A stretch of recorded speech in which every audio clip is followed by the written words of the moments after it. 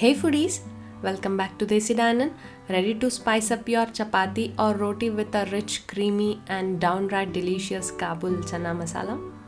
Trust me, once you try this, your regular side dishes might just feel a bit neglected. Let's get cooking. First things first, let's grab those mighty Kabul Channas. I soaked these beauties for 6 to 7 hours. That's longer than some of my Netflix binges.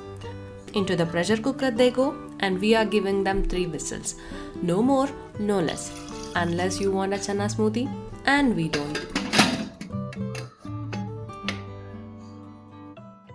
While our chana's working its magic, it's chopping time. We need 2 juicy tomatoes, 1 onion, a little ginger, just about half an inch, and 6 to 7 garlic pods. That's right, we are going heavy on the garlic because let's be honest, garlic is life. Now, grab a pan, heat up a tablespoon of oil, not too much, this isn't a deep fry party. Add a tablespoon of cumin seeds for that earthy flavor.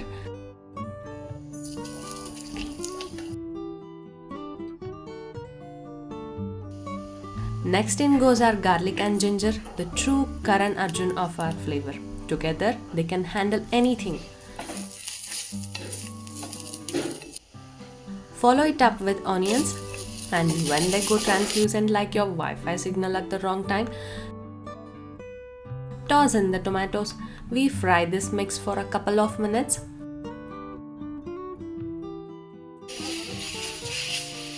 We are looking for that mushy magic texture. Now let this cool a bit. You don't want to burn your blender.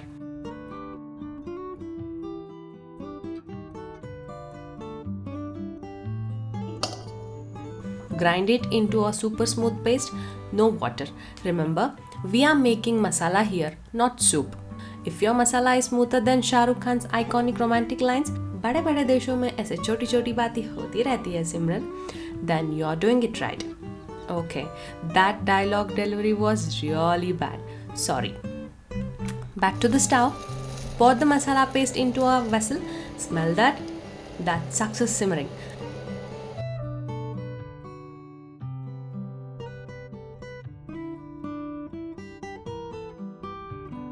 Add our cooked chana. Let them get cozy with the masala. This is their moment.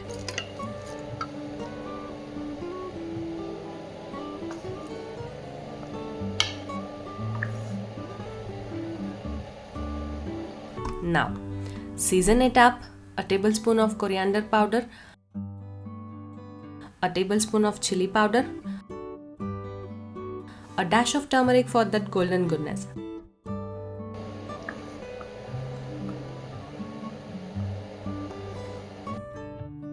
And of course, salt to taste.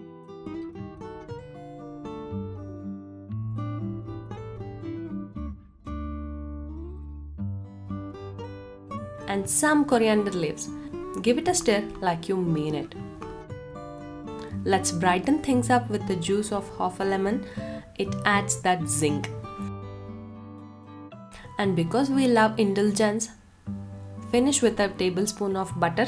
Butter makes everything better. It's a fact of life. Finally, garnish with fresh coriander leaves like a boss. Presentation is a key, right?